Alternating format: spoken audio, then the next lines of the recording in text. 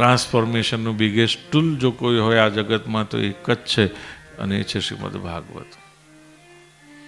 મનુષ્યના વિચાર, વાણી અને વર્તનને એવા બનાવે છે કે જે ભગવાનને ગમે.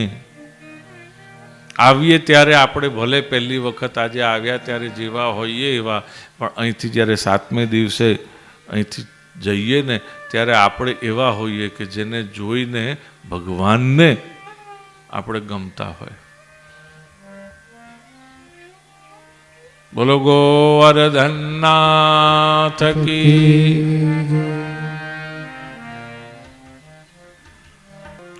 અને એથી પણ સીધી અને સાદી ભાષામાં આપણને અહીંયા આગળ કહી દીધું કે આખા ભાગવત થકી કરવાનું છે શું, તો એ વસ્તુ જ્યાં બતાડી એનું નામ મંગલાચરણ. અને એ કેવું વસ્તુ નિર્દેશાત્મક, તો કે શું કરવાનું છે? બોલે આપણા બધાની પાસે એક દીકરી છે. આપણા બધા પાસે એક દીકરી છે, અને દીકરીને જ્યારે પરણાવવાની હોય ત્યારે આપણે શું કરીએ? વરરાજા ગોતીએ, અને વરરાજા ગોતતા હોય ત્યારે શું જોઈએ? 3 જણ અલગ અલગ વસ્તુ જોતા હોય. સ્વરૂપ, કન્યા જુએ કે છોકરો ટોલ, ડાર્ક એન્ડ હેન્ડસમ છે.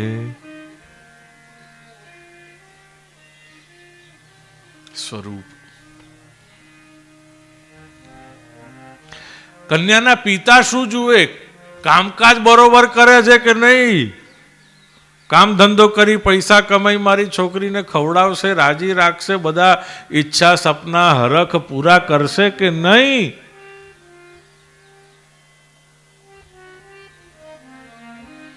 પછી તો આપણે જોતા જોઈએ છે ઘણા લોકો ખાલી દીકરીના મા બાપ ઉપર જ નભેલા હોય છે. હવે આ મંગાવ, હવે તે મંગાવ, હવે ફલાણું મંગાવ, હવે ઢીકણી મંગાવ.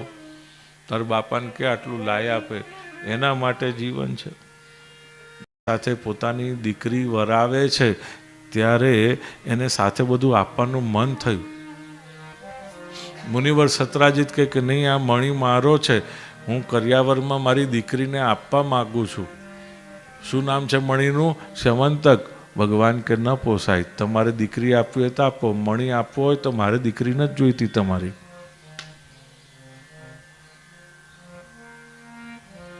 લક્ષ્મણાની સાથે એને બધું ઘણું આપવાનું મન થયું. ભગવાન કે તમારે પહેરેલા કપડે કન્યા પધરાવી હોય તો પધરાવો, બાકી નહીં.